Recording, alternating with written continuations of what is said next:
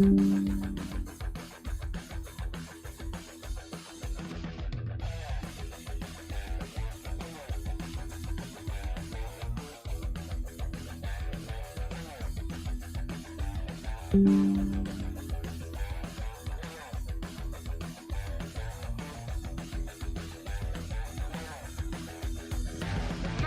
Real Race Talk. It's the Revved Up Sports Show talking local, regional, and national action. Here's Bobby Chaffee and Rodney Rodriguez.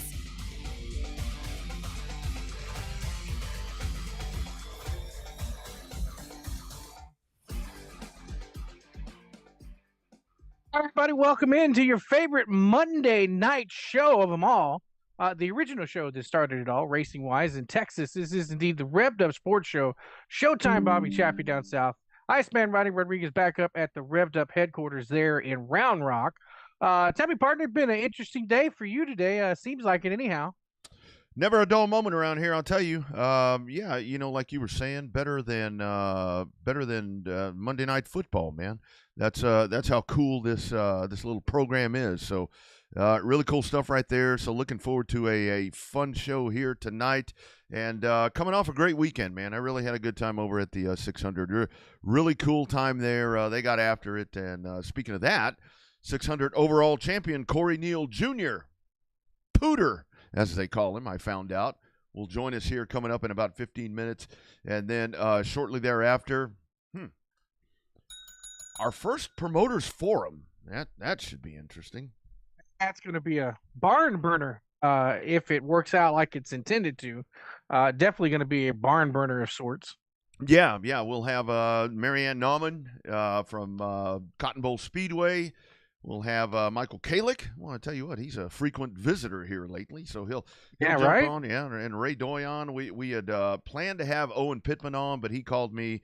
Owen has just got so much going on. He's not going to be able to make it. But I think those three will get the gist of what is going to be the topic of conversation there, which I do happen to know what it is. I think it's a pretty cool thing.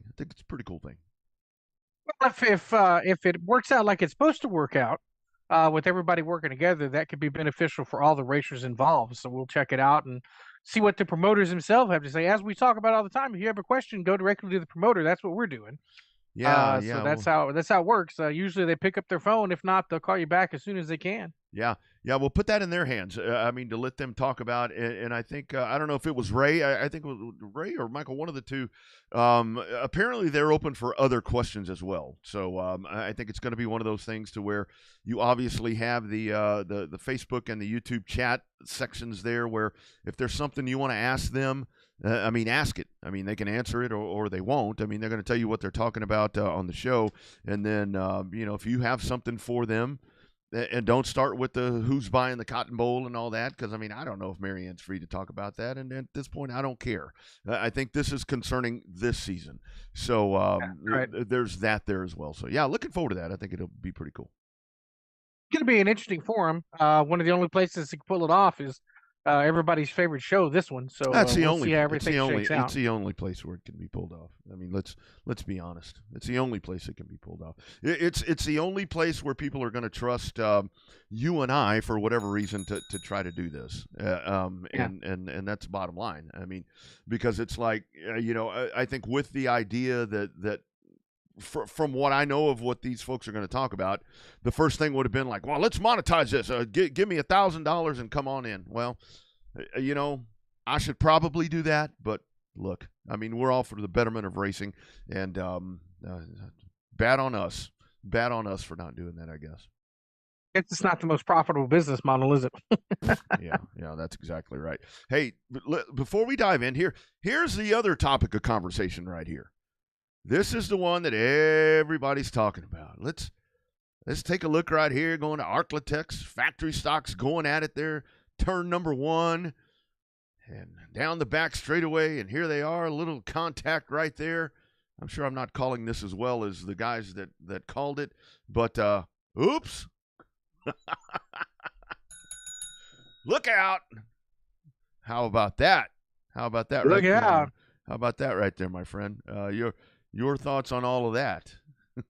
Well, I saw it and sent it to you there at like Yeah, 12:45 in the no, morning. I had no I idea. figured you were still awake from the enduro, Yeah. and that was my first thought was, oh boy, chapter number whatever 2, 3, 4 in the rivalry between these two guys. Just another page got turned, literally and figuratively. Yeah. So now it just adds to the legacy of the battle between these two guys. So both of them fierce competitors, and on the track, off the track, and this just adds to it again. So Yeah, well, and this is, I was wondering about this because I'd watch him race a really good race. Well, I guess it was a really good race that I saw because Kemp was so far ahead.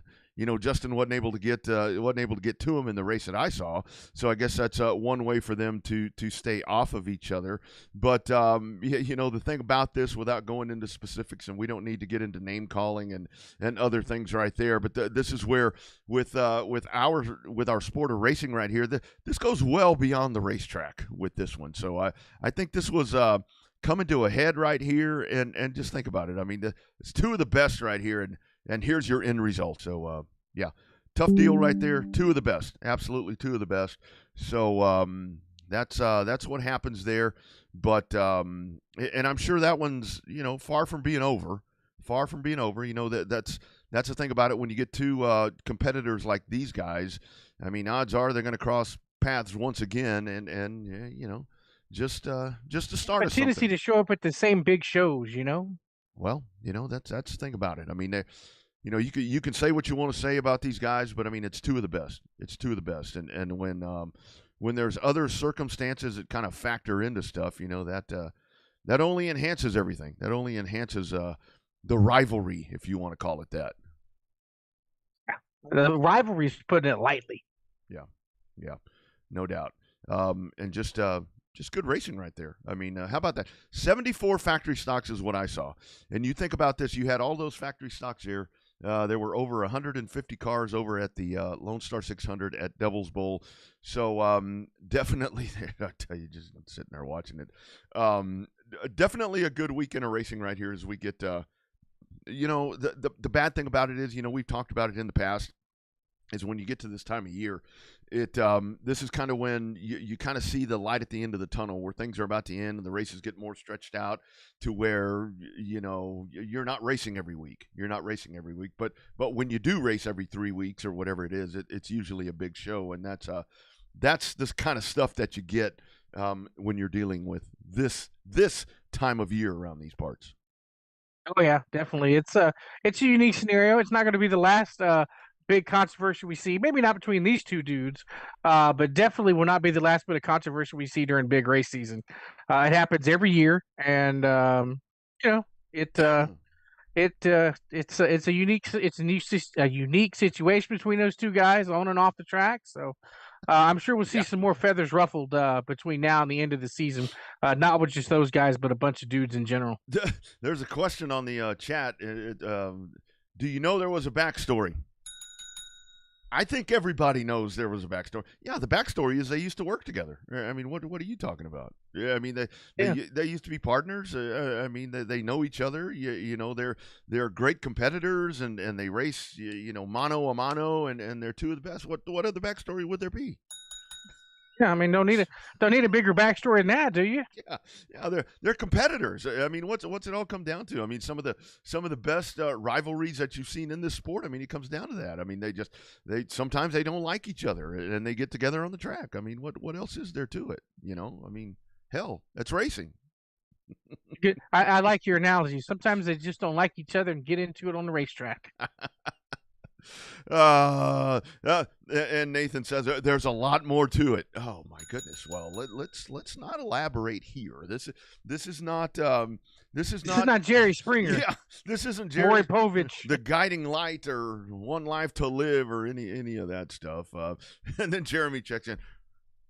Riker Hernandez. There you go. Thank you for breaking that up. Thank you for dropping a comment in there before we get too deep into this. But yet, yes, obviously there is a backstory right there. But I think this only intensifies right here, and I'll be showing that video all night. I mean, simply because I mean it's take all the other stuff out of it. I mean, it's just it's pretty crazy that you have two of the best that get kind of hung up like this.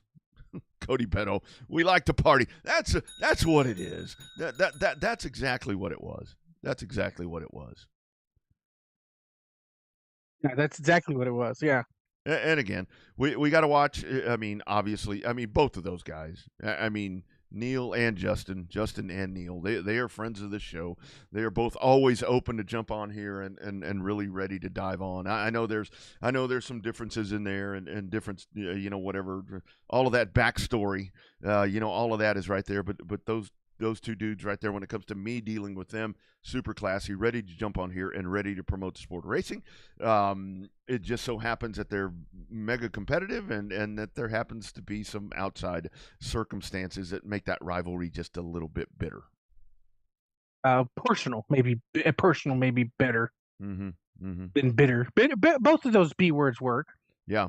Or bitter and personal. Yeah, both those words work. Those could be interchangeable. Nathan's still going. He's going to fill me in the next time I see him. Okay. You can fill me in, and I'll see if it's what I know. But, it's everything that we heard that we're not going to repeat. Oh my goodness! It's funny, but it's not. I mean, it's one of those things where you were just waiting for it. I mean, you knew at some point that that it was going to happen. That it was going to happen. That they were going to find their way to connect. Yeah, when it comes to that, and it just so happened that it was at the Cajun Classic. All the knocks on, people laughing, we were joking over the weekend because we were talking about, just different jokes over the weekend. And folks were saying, well, in Texas, you people are weird because you're whatever. And, Cajun Classic, we found all the excitement right there. Hey, was that your first enduro? How about the 600? I know it was your first 600, but that was your first enduro total? Shit, first race I ever ran was an enduro, dude. 1986 Enduro 250. No, man, I've been to a lot of enduros. Back, I was going to enduros back before enduros were the shit. No, the first race I ever ran, 1986, February 7th, 1986, Enduro 250 at San Antonio. 250 laps. I ran 224. I finished 7th in an old Nova that my dad put together for me. Those are super cool. I mean, I talked to different people, throughout the weekend. A lot of them were, the race is cool, the environment and just everything going on and all the different drivers. But I think for a lot of people, it's just not their cup of tea if they're used to, the constant whatever. But to me, the enduro for a new driver, I mean, for somebody that's wanting to learn how to race, the enduro's the way to go right there. I mean, because it's very low key. Except if you have 150 fucking cars out there, that tends to kind of change up the intensity of that race. But that's really the way to go. I really enjoyed the hell out of that. A lot, man. A lot. It was really cool. I know you text me with excitement. You're like, dude, you got to get up here. This is a great race. You got to come on up here. Yeah. Well, and the other part of that, I can tell you that is one of the most polished races that I've ever seen. Brad Dixon is a good friend of ours as well. But I have heard, I've heard a lot of good things about how that race is put together with him and Jack and everything that they do right there. But, man, let me tell you something. I think I posted this on Facebook on Friday night. Those guys need to write a manual on how to operate a race and sell it. Don't give it away. Sell it. Because it is top to bottom. And I was talking to somebody on Friday night because I was talking about how great that thing was. And they were like, well, yeah, but it's only one race. I'm like, yeah, one race with 150 cars, no electronic scoring, none of that fancy shit that we have these days, and they still managed to. Here's the other part of this. Both nights, both of those 300-lap races, they ran them under the time that the snowball gets run. You know why? Wow. None of this dumb yellow flag, running around, not doing shit. Just pacing around, doing shit. Car spins out, throw the yellow, wait 10 laps. When he takes off, when the green comes out, or when the caution comes out, none of that dumb stuff. Turn the light off and go. And there were some pretty massive wrecks too. Two speeds, stop and go, right? Right, green flag or red flag, right? Pretty much. I mean, that's it.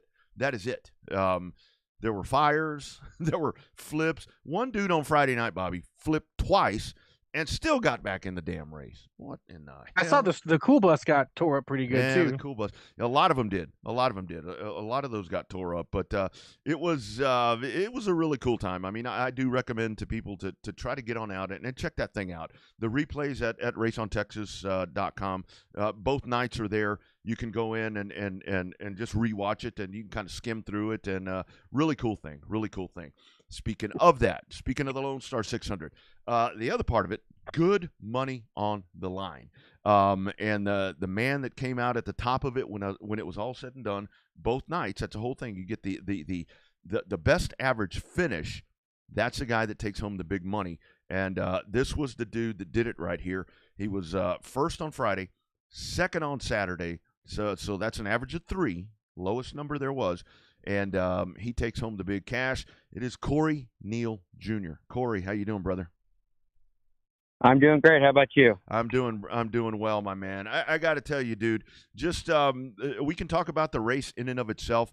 Just kind of talk about the Lone Star 600, man. It is this was my first time there. I've been in racing for a lot of years, but to see what you guys are doing out there, man, pretty damn special event right there. Yeah, it's definitely a crazy event. I've always went with my dad. Pretty sure every single year except for last year because we were at a different race, and I raced it. Let's see, I guess 2 years ago in the same car, and I made 150 laps the first night, and then no. I'm sorry. That's all Made right. 150 laps the second night. We blew a motor up the first night. I think I only made like 3 laps and blew a motor up. So we got it changed for the next night, made 150 laps, and the distributor went out. So that ended my first ever Lone Star 600 debut, I guess you would say. And then we were just sitting around the shop. My dad, actually, he got another car, and he was putting it together. And he's like, well, you want to run this one? So I said, heck yeah. And actually, he's ran that car every single Enduro or every single Lone Star Enduro in it. And I guess it only just took us 10 years to get there. Oh, man, that's awesome. I love it. Yeah. Corey, tell us about your background here within racing. Obviously, we know you like the enduro, right? You told us about your experience in enduro, but talk about your actual overall racing experience. Do you race normally, or you like only running these big enduro races? Tell us about your background.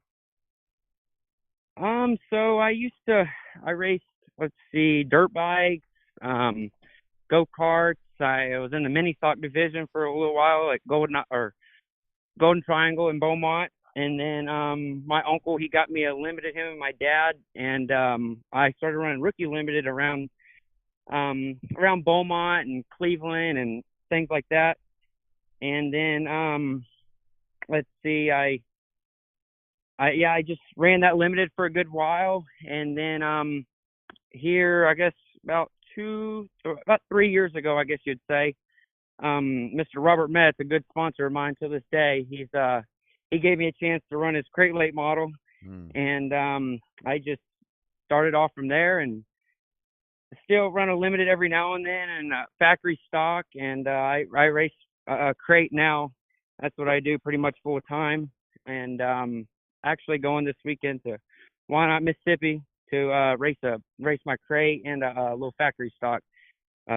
My good guys over there in Tennessee, they're bringing it down, and I'm gonna race that too. So I race a lot of different divisions. Very blessed to be able to get to do what I do, and just the enduro. That was a really fun one too. Yeah. Corey, let's talk about this race car. I mean, obviously, when I saw this race car, my first race car was something very similar to what you were driving right there. And Steve Cape, that I was working with up in the booth, he was, kind of filling me in about you guys.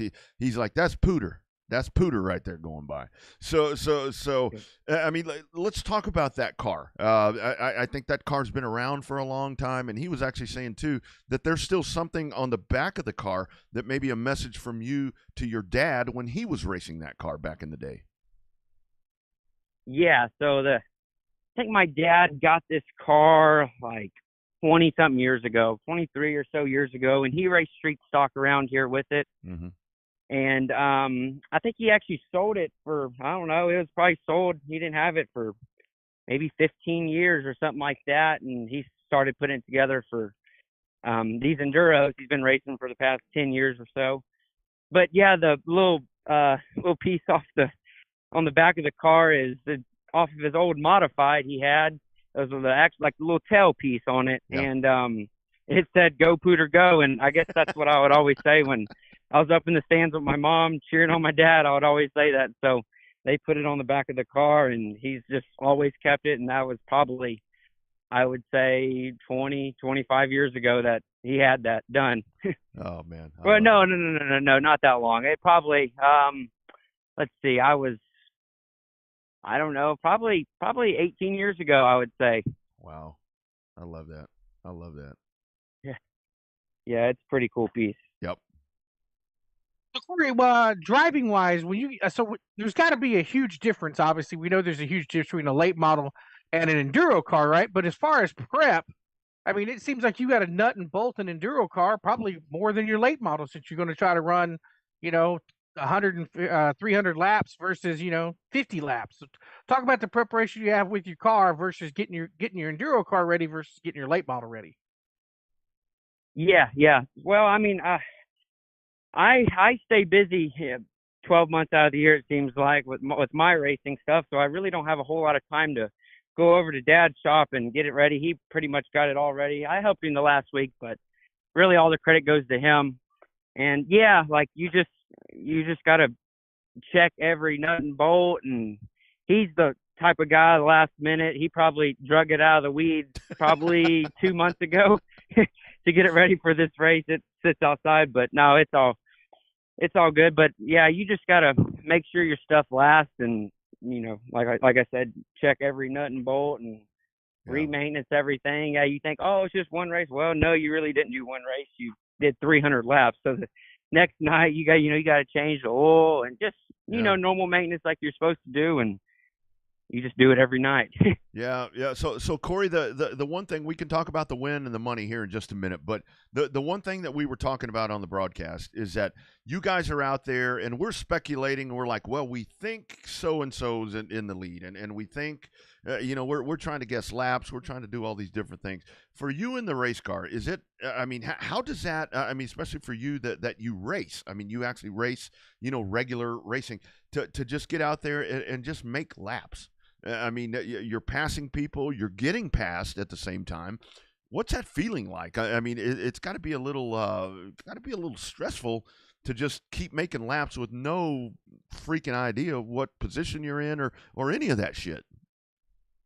Yeah, you definitely don't know where you're at all. Like, I mean, like I was telling them, like there's really, really, really fast cars, and there's like medium cars. Yeah. And then there's the little slower guys. But, like, I mean, I felt like I was passing a lot of cars, but about every 4 or 5 laps, I'd have some guy blow my doors off. And, like, I was telling my people, like, man, like, it's like you're not even in the same class. Like, I'm racing factory stock, and they got a sprint car. Like, that's how fast they go by me. Yeah. And it's just you can't race them. You know what I mean? Like, I see someone underneath me, like, well, there ain't no way that I'm going to hold this guy off, say, 160 more laps, like you just got to let them run the race. And but it's funny. It's like, I mean, I was just sitting there, like, well, I can't race this guy. Just go on by. And, 4 laps later, that guy's on the tow truck, Broke down, so it's just,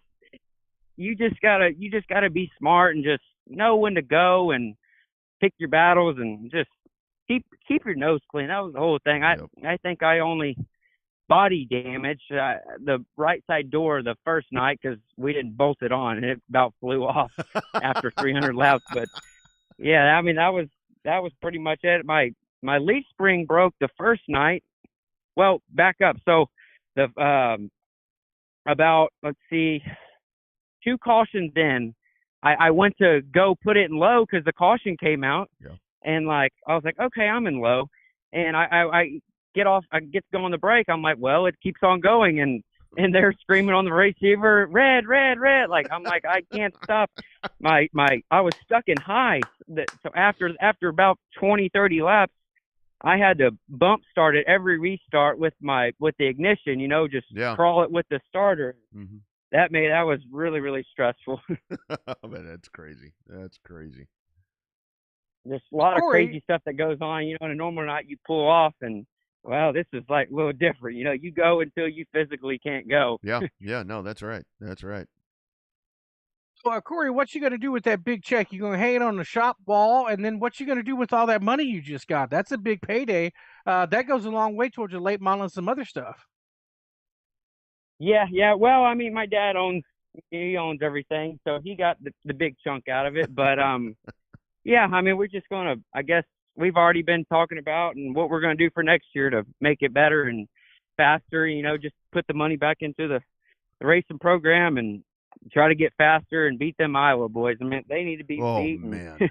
Luckily, I got to beat them the first night, but yeah, out of luck, I guess you would say. But yeah, they've definitely got their game figured out, and we just got to step up. Yeah, they've definitely figured. But I got to tell you, man, to see that Nova out there running around with like you said, I mean, with sport mods and modifieds and all these different things, and passing Paul White and all these different things. I'm like, man, that is super cool. I do want to ask you. So this is all said and done. You're declared the winner. I mean, you are the champion of the 600.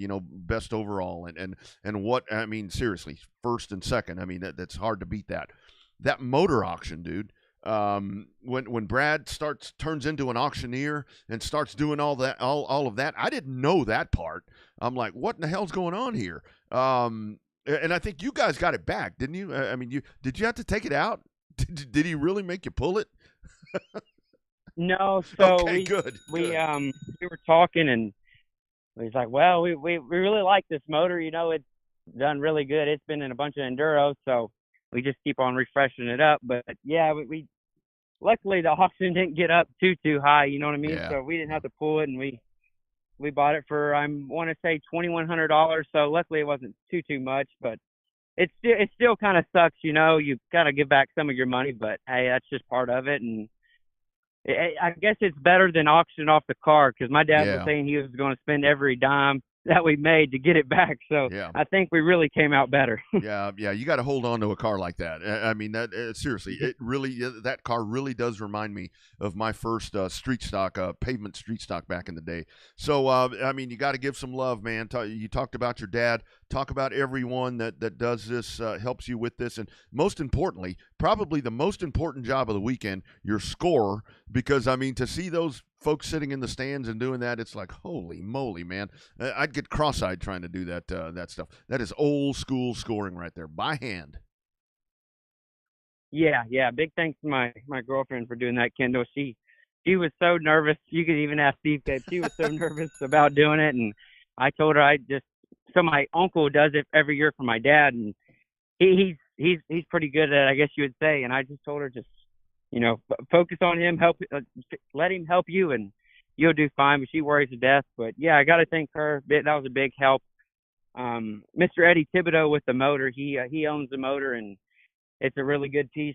We can't thank him enough. Me and my dad.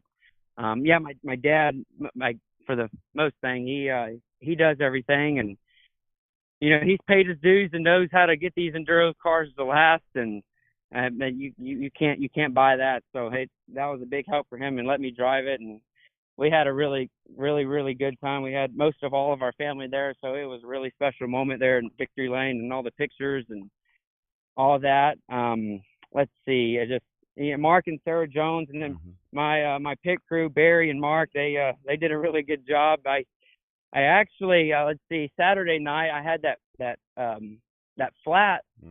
I really can't remember when I had the flat. I know it was before the halfway point, but I came off the track, and I think I only lost one lap. The red came out, so I really got lucky, and I actually got out of the car, put a couple sacks of tear-offs on, because I was out of tear-offs, and I was like, man, I got to have tear-offs because the track was a little moistured up. So after I came in the pits, I was like, man, our night's done. Oh, well, we'll just put a new tire on, put some new tear-offs on, and keep it going. And luckily, I didn't know that I only was down, I think, one lap or two laps at the time. And just all my family that helps. I'm sure I'm missing somebody. Steve Cape. He did the paint job. That's I don't what know he if said. he told you, but he did a really good job, and we can't thank him enough. It was really awesome to have a old school paint job, instead of the wrap. But Oh man, I love I'm that. sure there's someone else missing, but just a whole family and just Yeah. Travis Hudnall, Curtis and Sons, he helped us out. Just a lot of people that made it possible. Yeah. Hey, and Corey, again, I say lastly a lot, but talk about that part. The track Friday night versus Saturday. Man, that was night and day. You had I saw some of the tires after the race on Friday. You had some stuff all tore up, and it was all watered up and hammered down on Saturday. But man, it was a hell of a pace that you guys Saturday or Friday night. You guys were running. That looked like feature race laps that y'all were running on Friday night.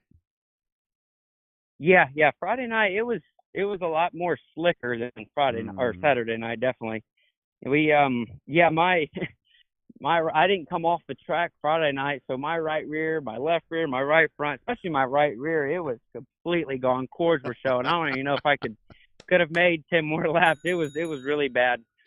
And and Saturday night it was a lot more faster, and we didn't hurt as much tires. Like my tires could probably still go another 100 laps or so, but yeah, we got lucky with that. I was the whole time Saturday I was just about my tire on there. Friday night I was just hoping it was going to be there, and I just tried to save my stuff. And then actually Saturday night my left rear leaf spring mount broke, and it was making a handful, and my ball joint fell out of the upper. It unscrewed out, and so I was crab walking about the last 15 laps. It was pretty hairy. Oh man, hell of a weekend, man! You did a great job. Glad you took home the big check, especially like I said, in a race car like that, man. I'm not supposed to pull for people, but that was one of the cars that I'm like, oh man, that's my heart right there. I love that car right there. Congratulations on that big win, taking home that big money, and being the 2023 Lone Star 600 champion, man. Good luck the rest of the way, and let's do this again soon, my friend. All right, sounds good. I appreciate that. You got it, man. Take care. You too. All right. There he goes, Cornel Jr. And it seriously was, Bobby. He was out there, and it was funny because we were trying to project, who was where, and it was like all these, fancy, modifieds. I mean, sport mods and different vehicles out there, and boom, here's this Nova just methodically working around the track. It was really cool to see what he was doing right there. That's the beauty of that race, man. It's definitely one that I think people would really enjoy, and you can go back and watch a replay just to see some of the different stuff that's going on out there during one of those things. It's one of those races, man. I looked up on my Facebook feed, and there were people I was shocked were there in person going to enjoy the show. I was like, oh, wow, they made it to the 600. There for a while, I felt guilty that I wasn't at the 600 there on Saturday. I had stuff to do on Friday night, but definitely thought about going on Saturday, but just the logistics, I couldn't get up there. But yeah, so it'll be it's going to be fun. I caught a little bit of it on Race on Texas. I got to see some of that stuff, and then I'm like you. I'm surprised at just the sheer number of different machines. We're not even gonna call them cars, just sheer number of different machines that are racing in that race. It's amazing some of the stuff these guys, when you don't have a rule book or a very small rule book, it's amazing what these guys and gals come up with to try to race. Yeah, I mean that's the whole thing right there, and I mean it's pretty cut and dry what you can and can't do. That's the whole thing. And there was a man on a driver on Friday night that he wound up, I think he had actually won the event, but there were a couple of different things. There was something that was wrong there when it came to the rules. I mean, cut and dry on the rules, and he got DQ'd. I mean, they threw him out, and he actually came back and he won. He came back and he won on Saturday. Won that part, won the race, but I mean that would have been one of those things to where he would have had to sell the car, and that would have been unfortunate for him. But just a really cool thing, It was he had a wing on his car, but he had a 4-barrel, and you couldn't do that. You couldn't do that if you had a 4-barrel or if you had a wing. So yeah, really cool stuff. Nice, cool deal there. Gotta love it. The Lone Star 600, as when Brad came on a couple of weeks ago, he talked about how much fun it was, and he's right. Yep. Hell of a lot of fun there with the Lone Star 600. That's right.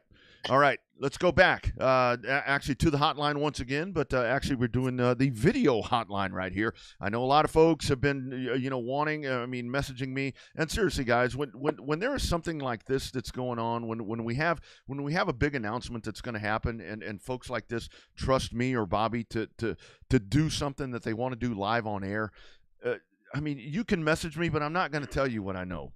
because these folks are putting some trust in me, and gossiping is fun, but when somebody trusts me with some big news, I'm not going to be jumping off and telling you things ahead of time until I get the green light. But we're going to welcome in. You see right there on the Revved Up screen, Marianne Nauman is with us, and I believe that as well. I know that says Ryan, but I know who that is. I know who that is down there. That's Ray Doyon is joining us.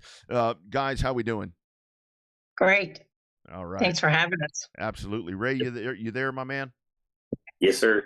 Hey, are you going to say, welcome, I-37 fans? You can do that if Hello, I-37 Speedway fans.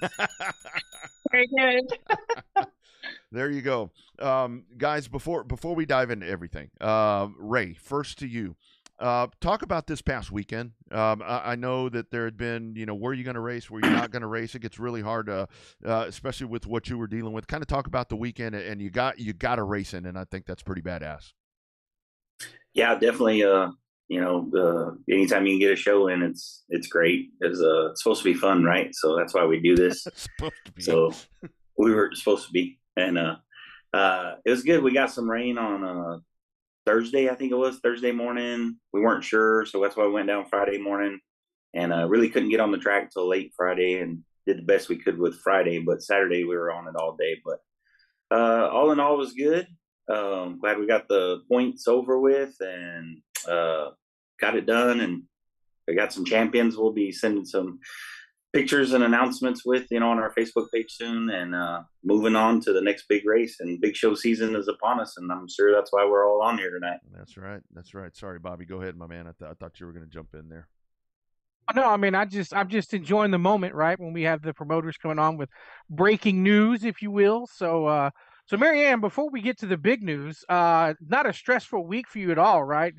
Just a normal everyday Monday night, just nothing to worry about in the next week or so.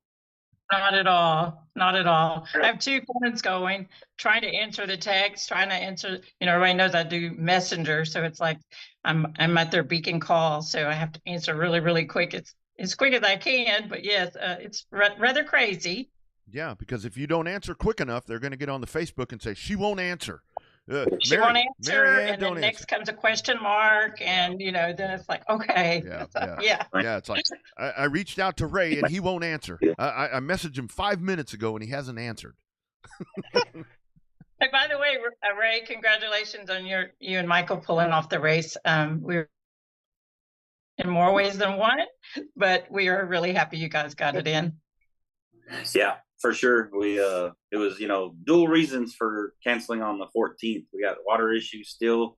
And then, of course, to try to help out your car count, because we all need help in that department, I feel like. Exactly. Thank you. And I want to ask both of you guys, before we get to the topic at hand, doesn't that drive you crazy when you have a situation like that where you call a race for whatever reason? And I totally understand Ray with you guys, but it's always like people are going to the dark side. It's like, well, that's not really the reason. It's like, come on. That's really the reason. That's really the reason. Yeah. Sometimes it is just like you see it, but like I said, it's dual purpose. So it worked out. And now we're ready to move on to our bigger shows and have some fun. I love the 2-day races. I like them better than the 1 day. Yeah. Yes. No doubt about it. All right. Looks like we got somebody else jumping in. So I think we have everybody we need. All right, guys. So I don't know who's going to take the lead. I know who I talked to first, but you guys go ahead and dive in and talk about what we're working on here as we get towards the end of the year. Go ahead, Marianne. Okay, thanks. So we kind of got together the 4 tracks or the 4 promoters and decided that maybe it was time that we did something together with our big races coming up, starting with the CBS Oktoberfest, and then the DTK Memorial, and then the Texana has the Clash, and then South Texas Race Ranch is the South Texas Shootout. So we thought we'd put all those races together and use the points and see who in the limited or sport mods, whatever you want to call them, in that class and the factory stocks, because those two classes, all 4 tracks run those 2 classes. So we would do an overall South Texas championship for those 2 classes using the points, and it'd be the highest points. Owen's going to keep up with the points. Of course, Owen's going to do the trophies. So very prestigious and, big trophy. And if anybody wants to get on board and help sponsor it, it's kind of the first time to do something, I think, like this. So we're kind of the South Texas tracks, the way I see it. We're kind of out on a little island, but we put ourselves in the same category as I-37 and Texana and Corpus. So anyway, I wish it would have come together a little sooner, but I think in the end it's going to come out really good.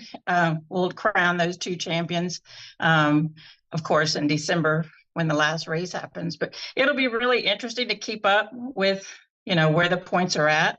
So, and Owen's going to do that for us. So, of course, my race pass helps us as well. So, anyway, it's been great talking to the guys and working together. I've not had a lot of experience, I've not really met Michael and talked to him very much, but we had kind of started talking, Rodney, before you had him on. Mm-hmm. And then it just kind of like after that show, and then you had me on right after him. It's like, I said, come on, guys. And anyway, Ray and Michael and of course, Owen's always on board. They jumped on board. And so we've just kind of taken it from here.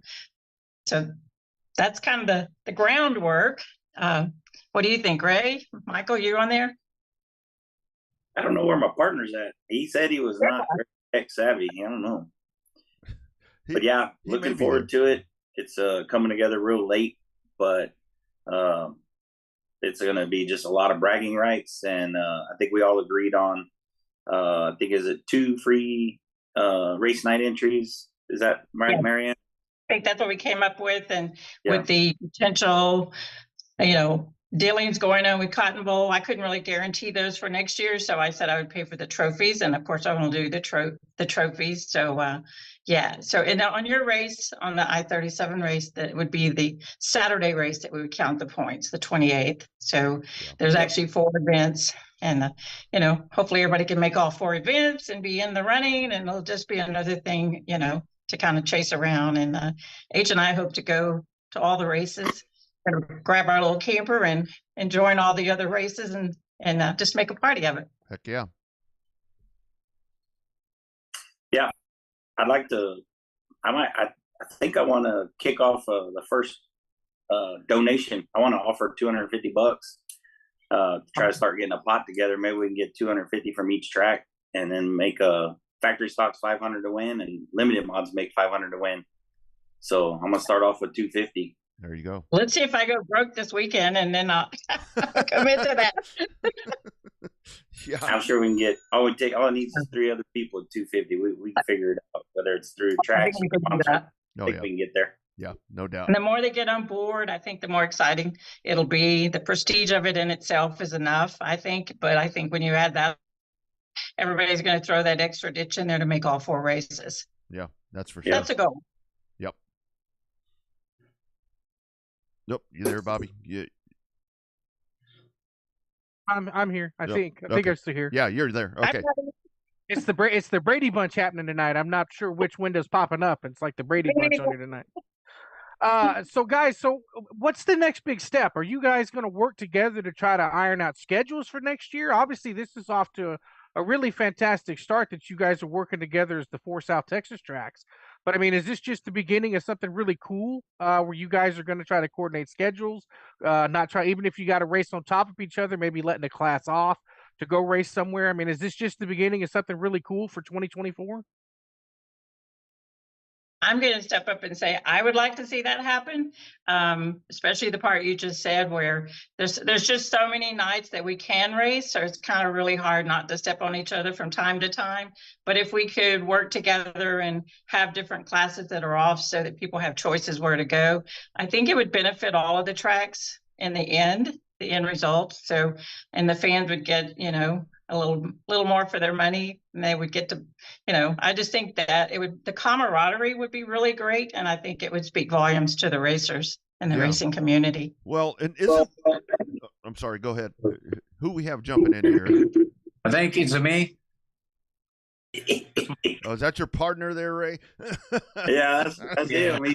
I'm having some problems over here, guys. It's okay. So Michael, your thoughts on all this? Kind of going back and forth. Marianne and Ray have kind of gone through all of that. Your thoughts here with the way this has worked out? I mean, I love this. I mean, this is something where, I know up north they say they work together. I don't know if they really do. I wanted to call Tracy to help Mike. Yeah, no doubt. Rodney, I said it last time we were on, I feel myself, if every track down within 120, 130 miles of each other work together, it's going to be better for racing for everyone, not just the promoter, but for the drivers, the fans. As I said also before, is we don't do this for money. We do this just because we love the sport. Right. Like I said in the past, we've tried to work with sister tracks, and it just never lined up. Like Marianne just said, it's hard not to stay on top of each other some nights. It is what it is. Like I said also before, Ray and I, we typically don't race holiday weekends, so it's kind of a hard choice for us because we do not race on weekends. We spend family with that. Yeah. Moving forward, I hope, if Marianne still has Cotton Bow and Owen still has Texana and Corpus, that, we can work together and we can do these little series, because I think it gets everybody to travel a little bit and get to venture out and see different tracks and different people. I know I would love to go and race other tracks every weekend, but it's hard when you run a racetrack twice a month. The families want to do something on the off weekends. It's hard for Ray and I know that for sure, because we race and we promote. That's right. And Marianne and Owen, they don't race, they just promote. And on their off weekends, they're probably at a racetrack if I had to bet, but not to be. As far as working together on this deal, I think it's a great idea. Yeah, I mean, I ain't gonna lie, I'm pretty stubborn in I'm set in my ways. I just, once you get a bad taste in your mouth, you just keep it there. And I've tried this whole past year just to, let's try to change this thing up. And hopefully next year it will. I mean, I do want to work with tracks. I mean, I can tell you right now, it's never been on our part. I'm just going to say that. And I don't, if somebody wants to be mad at me, that's fine. It's never been on our part wanting to work for people. We did it when Whitaker had the track. We did it with everybody. We sent schedules out, and we never posted schedules until we got a confirmation. And used to, yes. And we just never did. So I told myself this past year that we're just going to do what we're going to do, and it is what it is. Mm-hmm. But looking forward now, I would love to work with them again. If they want to do it, let's sit down at a table. Let's have lunch. Let's talk about it. That's right. Anyway, I don't want to take up everybody's time talking, because I can talk for hours. No, I love that. I mean, that's great conversation. Me too. Yeah. By the way, if y'all need a broker, is anybody else drinking? Joe Spillman said to drink. Hey, cheers. Right on. Yeah. Spillman comes on this thing, and I'm like, man, that's when you really get the inside thing. And I threw him an invite. I'm like, you want to come on? But I'm like, well, I don't know. This is supposed to be productive. So, I don't know if we need him here. Sorry, Bobby. I'm jumping all over you here. I mean, I think it's just a good thing with everybody trying to work together. It bodes well for the end of 2023. It bodes exceptionally well for 2024, despite a few question marks here and there, but everybody's trying to stay on the up and up on the positive side for 2024. But I think that the ways that the schedules work out is that you've got Oktoberfest now coming up this week, and then you got the I-37 big race coming up in a couple of weeks.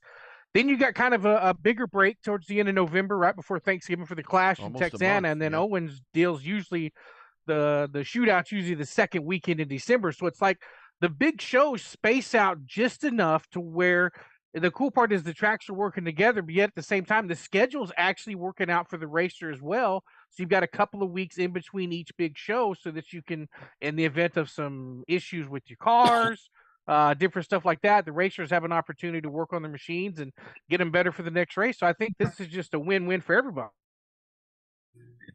I agree.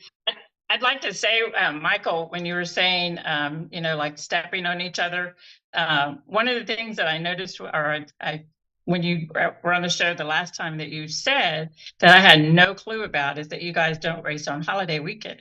And so it's like, well, I never really knew that, but I kind of perked up and said at the same time, well, it's kind of a free reign right there. If y'all don't do that, but I never knew that. So it's like, I think things like this is what's going to make this productive, because we're going to learn more about each other. We tend to get our schedule out a little too fast last year, but it was because of the World of Outlaw situation. And now here they are hitting us up again. So it's like, but it's like, I want to make sure that we try to accommodate as many possible, tracks as, that we don't run over each other and compete for each other's cars. And it's enough work to promote just a racetrack than it is to have to go beg drivers to come race for you and still get all the operational stuff done that it takes to operate the racetrack. So, when that's not the case, then we're not stepping on each other's toes, and it won't always be that way. But if we work to make more of that where it doesn't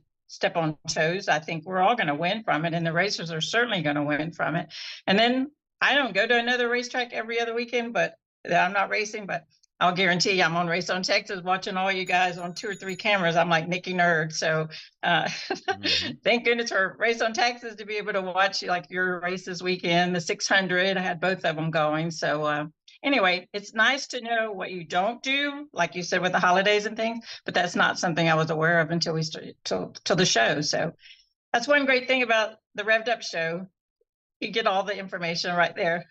Yes, ma'am, you do. And it's not that watch race. Yeah, I finally got my phone working. My computer's not working. Who's that good-looking guy there? Look at that. Race for off weekends, and we're watching Race on Texas, so we're watching racing all the time. We just don't get to go race all the time. Like here, same here. But yeah, we'll be in Cabo this weekend racing. There you go. Yay. There you go. I love it. And guys, if I are back together, I'm going to be there too. We're trying to make it, and I think we will. We're trying to make that trip. Last year we didn't get to make it. I don't even know what happened last year. We got to go. We're going to party like we're 16 now. Right. Yeah, because that was 4 years. We partied like we were 12. Yeah. Guys, we're going to party with the Ricks and the Ellises. I know what it was last year. So we juggle little personal stuff here. Ray gives me a hard time because I have an 11-year-old daughter that we show pigs every year. So I have pigs in the barn for 7 months. So that's probably why we don't get to race as much in the wintertime, because I'm in a barn every night taking care of pigs. Yeah. No. Incidentally, that came from. So, but yeah. And I think one thing especially for you guys, I don't ever do very well there, but I don't really care if I win or lose. I'm one of them guys. I have fun, whether I win, lose, or load in the trailer or don't load in the trailer. It is what it is. That's what it's all about. I mean, that's the way it's supposed to be. But I think for you guys, and I mean, I know Owen's not here, but I think I'd ask him the same thing. I've asked him the same thing. You guys, Marianne, you have folks that are just so loyal to UNH with your track. I mean, you've got your core. You guys at 37, you've got your core of racers. You've got the Corpus racers, and then Edna. They've got their racers that they only race there.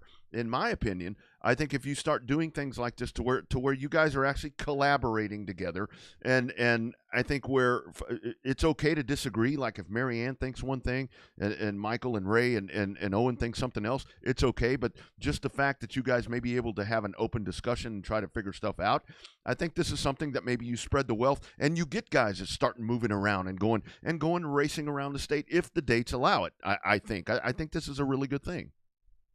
course, we know that, Rodney, with the TSRS when we Oh, yeah. traveled around, Yep. there wasn't much more fun than that. So that's kind of how I see this, is where cars can do that, and in the midst of traveling around, the tracks win for it. So I'm excited. I think it'll work. I do want to say I'm sad Owen couldn't be on here. He's probably making my trophies for this weekend, but I think he's that's been what on he's board. doing, actually. Yeah, yeah. He's been on board from the minute it was even mentioned. So I know he supports the whole thing 100%. So Yep. thanks for having us on. Thanks, guys, for coming on. Thanks for all of us coming together. And I think it's going to be a very prestigious thing to carry that championship title around for those two classes. Yeah, I think it'd be awesome. I think we're maybe get 3 or 4 cars from each track to maybe travel a little more, and even through the summer, we could do maybe next year, do a little summer series, just 3 races, one at Cotton Bowl, one at 37, or we could do 4 with Texana and Corpus, both tracks are still open. His math is slow. 4 races. What's that? Your math is slow. Yeah, it's a little slow. But it's and it could be once a month, so it doesn't hurt the pocketbook going back-to-back weekends. It could be, you can have May, we can have June, Owen can have July, and whatever, vice versa. Just once a month, like a 3 or 4 race series, and and put up a little bit of money. I mean, like we did that poker run. We gave a lot of money. Did we really gain any new cars? No, but we tried. Right. The award at the people loved it. Our guys were, because they were picking up, winning on poker, on stuff, and they were like, "Oh wow, I won $200." I'm like, "Yeah, that's cool." And he didn't even place in the race, so it was kind of cool.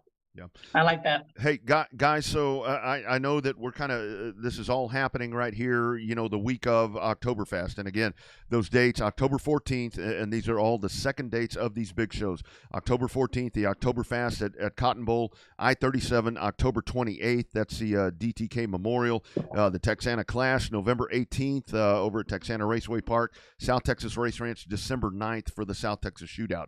If I saw some folks already on the chats right here talking about, well, what if the fans want to get involved? What if folks want to get money in? And here's the big question, I think, as all of this has come together.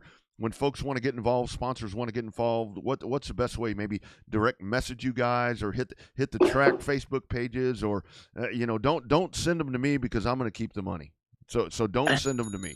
So what's the best way for folks to get involved if they want to jump on this South Texas Championship Series?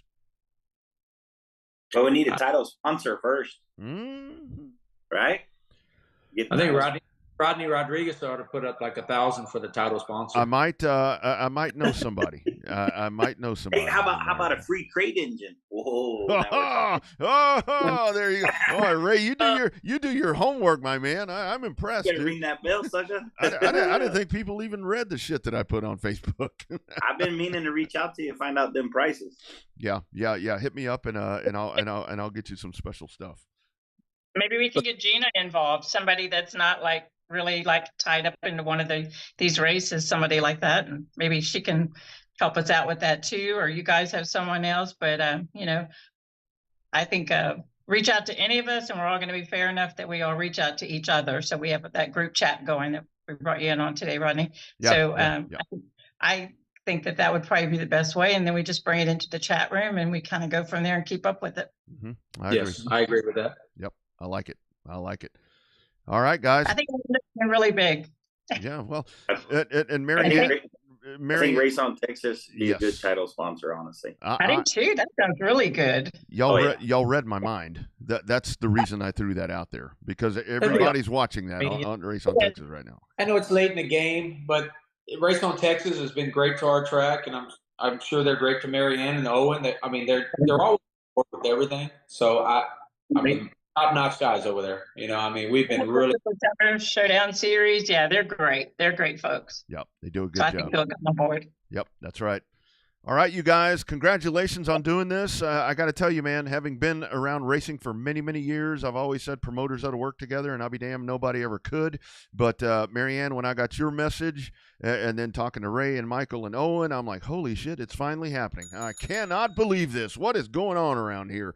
So, I congrats. would like to say this one quick thing, because you know, Sure. Rodney, how you started out saying everybody wants to ask you, you know what's going on, you know what's going on. All four of us came together and we started talking about this. We said we wanted to make sure we all four announce it at the same time. Yes. And I think all of us have been true to that. So for those of mine out there that I usually tell everything to, it's because we all made a little pact that we weren't going to announce it until all at the same time. So I think we accomplished that.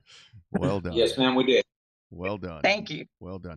I was waiting for a Ray video today, with him on a tractor saying, hey, I-37s, I was waiting, but he didn't do it. He didn't do it. He's been on the phone with me all day. Oh, no. I put in 6 hours for I-37 Speedway today and like 2 for 3D landscaping. Not good. Yeah. It's about the way that works. H is still on the racetrack. Yeah. He's trying to get it ready. It's awesome stuff. And it all starts. Hey, real quick, I need a prime parking spot for this weekend. Just, throwing it out there. You're gonna get me live on that one, huh? Yeah. I'll give you a prime one. I'm gonna run and hide if my lady next door backs out on me on that overflow parking. I'm just gonna not be seen all weekend. Oh, tell Heath to come racing with us. We'll find him a good spot. Oh, he's coming. Yeah, he's looking forward to it. Are y'all expecting, Marianne? Are y'all expecting any rain? Maybe tomorrow, which means H doesn't have to water. So Yeah. It helped us last week, but yeah, he prepped all last week and then it kind of washed it away. But it is what it is. So hopefully a little shower and he doesn't have to get in the water truck tomorrow. There you go. let's pray for rain. We need the rain, that's for sure. Yes. Yes. Exactly right. That's Just a little bit though. We don't need a lot. Yeah, we don't need a lot because then I can't use the overflow parking. They won't let me use it if it's muddy. So we might be parking in the front parking lot and coming down the back side of the racetrack. We'll figure it out. Well, that's what I thought was funny, or not funny, but I thought ironic at Devil's Bowl this past weekend. They got rained on. It rained 5 inches, I think, between Wednesday and Thursday. So they had to pump that track out, and then on Saturday they're trying to get water back into it. It's crazy. I'm like, wait a minute. It's so crazy. Wait a minute. I don't It's so understand. crazy. Yeah. I'm used to just, okay, it's raining, dry the track off, sweep it off, and let's go. So definitely. Well, I've always said the parking lot at Cotton Bowl would be better if the pit area was by the highway because everybody would come to the races because they'd see all the race cars. So I might get my wish if it rains too much and I don't have the overflow parking. Exactly. Yeah. Great Man, idea. Rodney, did you say they got 5 inches? Yeah, they got 5 inches. Yep. Man, that's a lot, right? well, somebody said as we were doing the race, it's like to certain people 5 inches is okay. 5 inches is okay to certain people. So sorry, Mary. 3 inches of rain.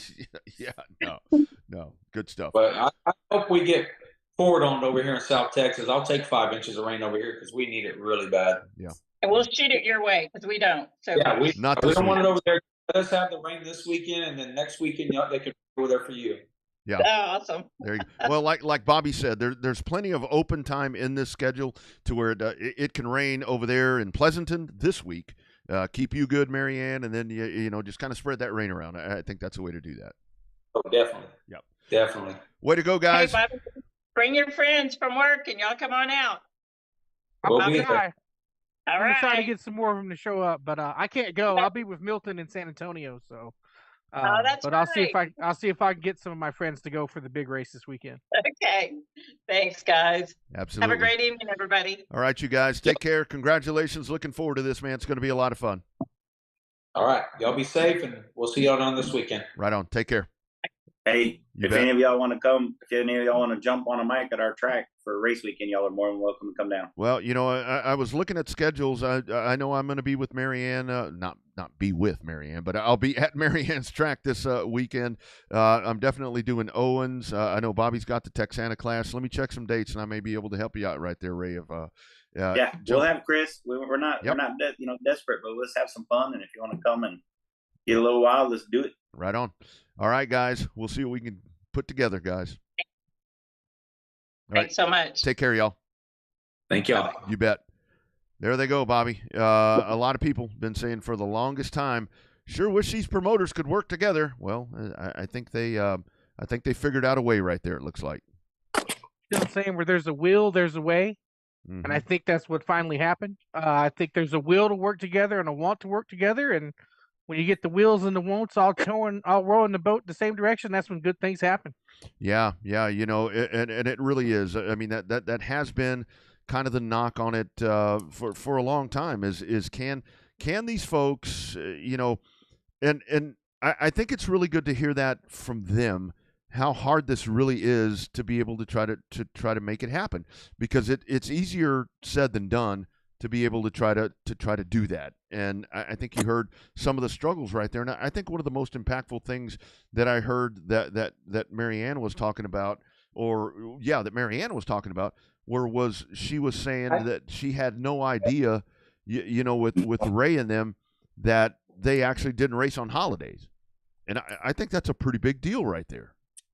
Well, that's a good insight, right? Because Owen loves to pull the double headers on holidays, where he runs Texana one night on a Saturday, and then he'll run Corpus on Sunday, or vice versa, where they come in and run those different races. So I think everybody knowing each other's schedule, you know, you always have to look out for number one, right? We get that, because that's what you have to do sometimes. When everybody gets a chance to work together, that's even better, because of the fact that now everybody knows, well, you know, you got this. I don't race this weekend, but I could race this weekend and all that. So, you know, I think even if we talked about it before on the show multiple promoters, you're going to schedule on top of each other. That's just the way that it is. You've got 4 tracks and nobody wants to race just once a month, right? So you're going to schedule on top of each other. That's when you work together. Maybe we saw it working with a track in Texas and a track in Georgia, working together, let the Outlaws off to go race that big race at Cordele. If they can do that between Texas and Georgia, we should be able to do that between Page, Texas, and Corpus Christi, Texas. Yeah. I think that's really the key right there, that they're able to do that. And you know, kind of the bad part about it is that we're down here, you know, we're at the end of the season. You know, I wish they would have been able to do that, you know, earlier in the year. And I think the one thing, I think you hit on it, is now, you know, moving forward as we start getting into schedules and all that, you know, are they going to be able to work all of that out? You know, I think a lot of folks, when this was coming out, because Marianne was actually the first one that posted anything about this, that this was going to happen on Revved Up tonight. You know, is it going to be the Cotton Bowl answer? You know, whatever. We don't know what's going to happen with that. So there's that part as well. If it's not Man Racing Promotions, Marianne and H, that are in you know, running the place there, I just hope it's something that continues to carry on, because I think this really is a precedent that, I mean, seriously, how many times, especially now that you're in the age where you can do these webcasts and live casts and all that, how many times, as far back as I can remember, I know it's never been done in Texas before, how many times have you had folks in there, and I saw Owen was in the chat there. I know he's busy, but he said he was in for 250, you know, for the track as well. How many times have you actually seen a true collaboration of racetrack promoters? That's pretty damn impressive. And I'm not talking about Revved Up. I'm not talking about the show. I'm talking about promoters collaborating. That's pretty unheard of, in my opinion. Rare. I'm gonna say it's a rare occurrence, because once again, everybody. I think that what's the quote about the greater good, right? Like I just said, everybody looks out for number one, but I think the fact that knowing now that everybody's working together, that's the greater good. And I think there are some things and some opportunities where if something benefits one track, it has the ability to potentially benefit the other tracks as well. And that's good. I mean, that'd be great. Well, and I think the other thing that kind of a question that I have always asked, because it's always been like I was talking about, where it's like when I talk about folks working together, and it's like, well, you know, I reached out to Marianne, I reached out to Ray, I reached out to Michael, I reached out to Owen, I reached out to whoever, and I don't get a response. You know what? They've got a lot of shit that's going on, because the whole thing. Give it a little time. You can't expect an instantaneous response. It's not like you're texting your good buddy and expect a good response. That's exactly right. And I mean, these folks all have different things going on. You know, this isn't their livelihood. This isn't, and they get inundated with messages and all that. I just really think it's a step in the right direction. And I can tell you, Bobby, you remember back in the days on the pavement side where it's like, Callaway needs to work with whoever in San Antonio and with Dan Monroe and Alvin or whoever. They all need to work together and figure out a way to do whatever, and it's never happened. And I think it's pretty damn cool that we finally get to see something happening like that. And then think, if everybody's on the same rules package, that could be so much fun too. Milton, why'd you have to bring that up? If only the Cowboys offense could work together like the promoters. Well, yeah. One problem. They don't have Dak Prescott could not promote a racetrack because his ass is lost. That's the problem right there. This is coming from a Kansas City Chiefs guy right there, that everything is good in the Swiftie world over there for Milton. So he's perfectly happy. But yes, that was not a very good Dumpster thing. Fire won a race won a game over in Houston, so I'm happy about that. No, I did see that. I did see that. Hey, before we get any further into this, as we still got a little bit more to go right here. Let's step aside just for about 30 seconds for a word from one of our great partners here on Revved Up.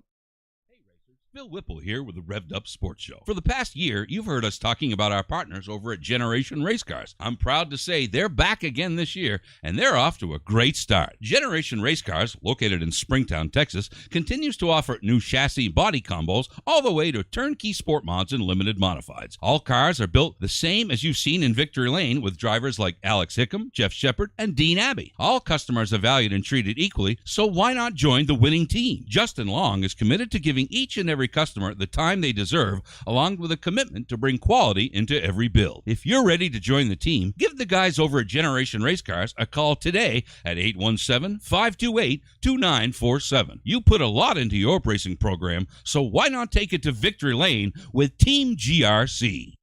You guys, Rodney Rodriguez from my friends at Rogers Dabbs Chevrolet in Brandon, Mississippi.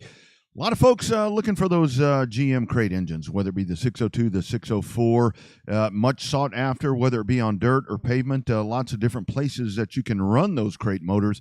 My friends here at Rogers Dabbs Chevrolet GM Performance Parts here are going to give you the best the best price that you're going to find in the country. Check out my man Ryan Polk, 601-824-5457, or hit up rpolk at rogersdabbs.com. Get in touch with him. Let him tell you how he's going to get those engines to you. I mean, take a look right there. I mean, they're in stock. They're on the shelf and ready to get to you. Sealed crate GM engines. You can scan that QR code, and I promise you, you are not going to beat that price. Best price in the country. Rogers Dabbs Chevrolet GM Performance Parts in Brandon, Mississippi. Check them out and tell me you heard about them right here on the Revved Up Sports Show. By the way, don't call Ryan Polk. Call me. Message me, and I will get that hooked up for you. I've had a lot of folks that have reached out and asked for one for free. I may be able to work on some cool stuff to be able to help, maybe like what we were talking about with the South Texas Championships. Need to have a cool name for that. A title sponsor would be good. But yes, best price in the country. But Bobby, kind of back to the first topic of conversation. I know we were getting a lot of messages there as you had the guys going at it right there with Justin and all of that mess. Heat of the battle right there, and I think that one is far from over because those guys are just really, really good. It's definitely far from over. This is just part one for now. I guess technically it's not part one. The continuation of the book, maybe, going from one chapter to the next. So we'll see. I'm glad Race On got it when they got it, and that's been a hell of a viewed video for sure. Yeah, and I love the comment. I'm assuming it's on the Facebook thing. I don't really know where all these come in when I'm looking at different spots here in the studio. But my man Wesley Warren, which well job by the Warrens over at the Lone Star 600. My man Mason doing a really good job out there in a hotly contested 600. I bet Heart of Texas Speedway, Abilene, Boyd, SOS and KSP have conferences about scheduling before the season starts every year. And that's probably true. But kind of the same thing over there to where it's like you only have this amount of cars that are going to be able to get themselves to places. And for whatever reason, they do it well up there. And it's always been the struggle here to where it really has been, the promoters are butting heads. So they say.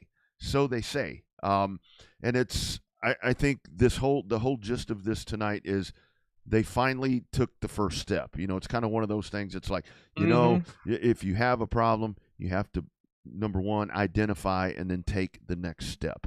And I think that step has been taken, and I think the sky is the limit right here. I mean, imagine here down south, if this is going to continue, if they continue to collaborate, like Bobby, when you asked, when the schedules come out, man, I love what Kalik was talking about. I mean, imagine one big race a month that brings them all together. Hot damn. That right there is some That's what you build a championship season around. You That's have right. one big race at one track each month amongst the 4 tracks. That's how you build the season-long championship, is boom, boom, boom, boom, boom, all the way down from February all the way down to December. Mm-hmm. Yeah, and what I like that they're doing right here, I mean they're going in. I mean, I saw some folks saying about sport compacts and all that, and that's great. And I mean, but when you really want to do something like this, I mean, it really is hingent on the classes that we're talking about. I mean, with factory stocks and limited modifieds and sport mods, I mean, those are going to be the ones that are going to be more apt to be able to travel. That are going to be, I mean, think about the differences right there between the 3 tracks. I mean, I think with Texana and I-37 and probably the race ranch, maybe there's some similarities there. I don't know gear combinations and what they may do with all that stuff. Yeah, but you got to change some headers and stuff from the Texana rules. But yeah, but I mean, it's enough to where if they want to do it, the racers can do it if they want to do it. Well, and the thing about it is, like we were talking about, and again, the dates right here, Cotton Bowl, and again, like Marianne was talking about, this happened really fast. I think this is kind of one of the things. I think this hit somebody in a dream or something over the weekend, October 14th, and it's night number 2 of all of these big shows. October 14th, the Oktoberfest at Cotton Bowl. That's coming up this weekend. I-37, the DTK Memorial. That's on Saturday, October 28th. And then, of course, the Texana Clash. The Saturday night there is November the 18th. Like you said, Bobby, look at the gap of time right there between 37 and Texana. And then you got a 3-week gap in between right there before you go to the race ranch for the showdown, and that's December 9th. And that's what's even cooler about this to me. The weather is cooler. That's where you're more apt to get fans in the stands. Of course, if you can't go to the racetrack, you can watch it on Race on Texas and get updated with us here. But the whole thing is, go to the racetrack. Go to the racetrack, because these are going to be events worth watching. And I have a feeling, I'm going to speculate here. I'm not reporting it, but I'm speculating that by the time we get to Saturday, this whole thing about how can we be a part of this, how can we donate and do all these different things, I've got a feeling it's going to grow. It'll work itself out. Yeah. I see the Billy I mean, I really want to be at Cotton Bowl, but with the UTSA schedule the way it is, plus it's the better half's birthday, so I kind of got to leave that full day open to be available for birthday all day. So it is what it is. I see the infield tractor tire comment right there. Got to see that dude in person. Got to see Mizell in person over at the Lone Star 600, and man, what a cool group that is. I love that. And I actually heard. I forget where he's going. He's going out of the country, and he's going to be like the United States introduction to some foreign country of how dirt track racing operates. So this guy, the infield tire tractor. That'll wow. That'll be an eye-opening experience. Yeah, that'll learn them. But we love the sarcasm in all the posts. That's yeah. That's the best part about it, right? We are very fluent in sarcasm on this show. So Wesley Warren, the tire guy spun me out. Oh man, well there you go. That's part of what that 600 Japan. I don't know if it's Japan. I think it may be Australia. I don't know where it is. It's definitely not anywhere around here. I think I saw. Speaking of Australia, I saw somewhere on these comments. And by the way, we've apparently broken some kind of record, because I just got a message there from kind of the back streamer of the thing that runs the show. And we have broken some kind of record with our messages on the chat today. So good for us. So yay. Yeah. How about that? Does that mean we start charging to watch this thing? No, I don't think we need to be doing that. But What is it? We can make an advertising plan that works for you on a budget that works for you too. Hit us up. We got good partners. Generation Race Cars, Rogers Dabbs Chevrolet, and of course, here's the other part of this, guys. If you want Bobby to be your spokesperson, you want him to push your shit out on this thing, reach out to him. I mean, if you want me to push your thing, reach out to me. I mean, we can do something here that's going to help benefit whatever that you may be working on right here. I saw Magic Mike Knotts was checking in. He's who the hell knows where. I'd have to go back and find it. On a cruise ship to Alaska. On a cruise ship, this dude is checking out. They had 14. Did you see that? Did you see the video? No. They have 14-foot seas going up to Alaska today. He said a lot of people had to skip breakfast because it was a little rough. Fuck that. No, thank you. I ain't getting on no boat. Are you kidding me? You're not supposed to be able to feel the waves on those big boats, but that boat was rocking and he was on. No, I ain't doing that. I mean, I don't get seasick. I mean, sometimes heights kind of get me for whatever reason. But, it's one of those things like when I go to the beach and I go get in the sea or whatever, and I get out there and I look around and I've gone out too deep and I see that I've kind of moved over and I'm having trouble seeing back to the shore and all that. That right there is too much for me. I ain't getting on no boat and going out there. Some dude out there, out of control, guiding this thing. I ain't doing that shit. Then ain't that where the coronavirus started? On a boat? No, that used to be some other kind of virus that started on a boat. It wasn't corona, but it was some kind of STDs. Some kind of stomach, some kind of massive stomach bug used to be on all those cruise ships. They had to shut them down and clean every single one of them for like 2 months straight. So, man, it's bad enough on an airplane, man. You get these weirdos out there doing all these crazy things and taking up all my space, and I'm all crowded. And I'm not doing that in a boat. I mean, at least on the plane, I have half-ass an idea where I'm going. You get on a cruise, and it's like I've had a lot of people, and luckily, my wife is the same thing. I think she took a cruise when she was pregnant, and it was like, I hate it. I can't do this. I ain't doing that. No way. No way. There's still people checking in about the 600 getting spun out, and that was the cool thing about that is seriously in that race. It's like, okay, I'm gonna head to the pits. I'm gonna cool this thing down, and it really was. I tell you, the one that I sat there were some massive crashes. I mean, Tracy Denby Sr.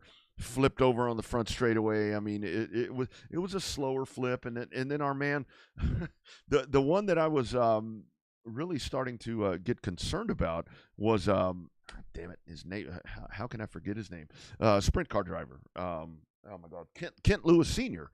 He flipped over on Friday night, and I'm like, oh my god, comes back out on Saturday, racing again. I tell you, man, what a show, good stuff. Yes, yeah, Blackwood checks in. Yeah, the 317. He flipped over twice on Friday night and still finished and came back out and raced on Saturday. Pretty damn impressive. Nope.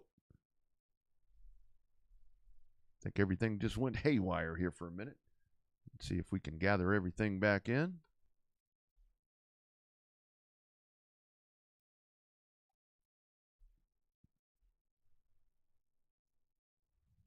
Still trying to find our video. I think we lost our video feed, so I think that'll come back. Just hang tight 1 second. I think we're still live. So that's the first part of the battle right there as we continue to roll along right here. But just great conversation right there talking about the Lone Star 600 and an epic night here tonight as we were talking to the promoters with all of that going on. Looks like we got it back. It was a Zoom thing. That kind of fell apart. Zoom thing, yeah. But we got all of that back. But just a really cool. He crashed on us and not we're in the forum. So yeah, no doubt about that. No doubt about that. But again, step in the right direction, it seems like. And I saw when they were talking the comment earlier about maybe the North tracks or that they have conferences or whatever, and then there was another comment saying, "Look at the schedules. They don't do that." No, they don't do that up there. The closest ones that work together are Boyd on Friday night, Waco on Friday night. The rest of them just have at it racing every single week. with KSP and the Southern Oklahoma Speedway. So they the rest of the Grayson County, the rest of them up there, everybody kind of fends for themselves. So they don't work quite as well as what people think they need to be working together. So Absolutely. Quickly before we go, physically enduring 446. Yeah, and Blackwood, you were kind of right there on Saturday night.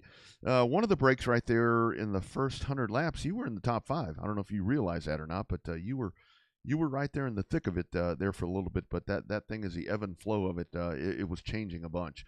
It was changing a bunch. Little NASCAR news. AJ Allmendinger wins at the Roval yesterday. Kind of shakes up some stuff there. So that means that Brad Keselowski, Kyle Busch, Ross Chastain, and NASCAR's most popular driver, Bubba Wallace, are now out of the playoffs. And that only leaves Mr. Byron, Martin Truex, Denny Hamlin, and Kyle Larson, Chris Buescher, Bell, Reddick, and Blaney. That's what's left. Did you catch any of the Roval yesterday? Not really. I caught the last 5 laps on the radio, and then got to see that. But did a little land clearing over at my parents' house, so that took up a majority of my Sunday. It's on my TiVo to watch, but I just hadn't had a chance to watch it yet. Oh, didn't mean to spoil it there for you. Of course, I'm sure you knew. I mean, I knew who won. Yeah. Claire B told me about it on the drive home from my parents' house. Oh, I'm sure she did. Over and over and over. But yeah, so they're all said and done right there, getting set. What's next? Vegas, Homestead, and Martinsville, the next round, and then we finish it all off in Phoenix, and we'll be done with that. But as we said, I mean, the big story of the night, the breaking news, you've got the South Texas, I don't know what they're going to call it. I'll just call it the South Texas Championship, to be determined once you get the title sponsor. There you go. It's going to be really cool. Going to be really cool. I'm looking forward to that. The good news, even though it's low, I was thinking about it, even though it's kind of, I wouldn't say last minute, most of your guys that are going to travel to all 4 of the big shows are the guys that are going to travel already set to go to Cotton Bowl. Yeah. Well, the guys that you expect to travel, they're already set to go to Cotton Bowl. They're already set to go down to I-37. They're probably in the planning stage. If everything goes well the next 3 weeks, they're going to go down to Texana in November. Everything works out in Texana. Nobody fights over the turkey over Thanksgiving and fight over shopping deals on Black Friday. Everybody's going to go down to Owens Race Ranch. So it's got potential to be big. I hope it's big, and I'm glad that they chose the Revved Up Sports Show for the forum to announce it. Absolutely, yeah. We really appreciate that. Really cool to get to do that. Thank you, Wesley. Abilene Southern Challenge. That's coming up. Stars of Tomorrow, the Junior Limiteds, and then coming up in a couple of weeks, Waco's going to be busy this weekend. As weekend after next, you'll have the Mod Light Nationals and the Lone Star Dwarf Car Nationals, a fall classic. So all of that coming up. But yeah, this South Texas thing, it really shakes out nice with the timing. It's something that I think is going to work really well, and I think it just enhances. I mean, because a lot of this is, I obviously one of the first things that the question is going to be about the money and all of that. But the good thing is, I know there are other races that are going to be going on at the time, but I think that bragging rights that's a pretty big deal to some people. Egos and all that's a pretty big Egos deal. And money spins quickly, but them trophies will sit on them shelves and tell stories forever. You damn right, especially when it's one built by 317 Awards, which is Owen Pittman, who operates 2 of the tracks that apparently is going to be the official trophy provider of this series. Yes, Wesley, I'll be there on Saturday. So yes, man, I'm excited. I love it, man. It's about damn time. In the words of Lizzo, it's about damn time. Yeah, people are like, who? What you talking about? Who? Lizzo. You know who that is? Yeah, I've heard of her before. Yeah, I'll say you better know. If you don't know, come on, man. Good stuff. Heard of her before. This has been a great show. Corey Neal Jr. winning. I think it wound up being like $17,000. Ended up with the motor. Highest finishing driver. He wins the Lone Star 600 title. First on Friday, second on Saturday, and then the promoter forum. The promoter forum, first ever, which only goes to prove if you guys want to all get together, and have an open forum for discussion and get along, there a better spot than right here? Not a better place to do it than right here. The original, right here. Everybody's favorite show just got even better. It's like Golden Chick, the original and still the best. Bobby and I are the Golden Chicks. That's who we are. Right. That's right. That's right. Hey, you guys, be looking later in the week. Those revved up shirts and stuff that we were teasing about with our great friends at On Demand Shirts. Them some bitches are almost ready. And you'll be able to get your hands on them. How about that? Nice. That'd be fun. Yeah. Go running around town with a revved up shirt. Shit. You'll be the talk of the town. Talk of the town. Catch you in Victory Lane with a revved up shirt. You might just get on this program a little faster. That's it. That's it. We'll do it again next Monday. Thank you all for being a part of this. We broke some kind of record, so that's good. It's thanks to all of you folks. Bobby down south. I'm Roddy up north. Y'all have a great week. Find a local short track if you can't find one. Find a damn streamer and support short track racing. Be well, y'all.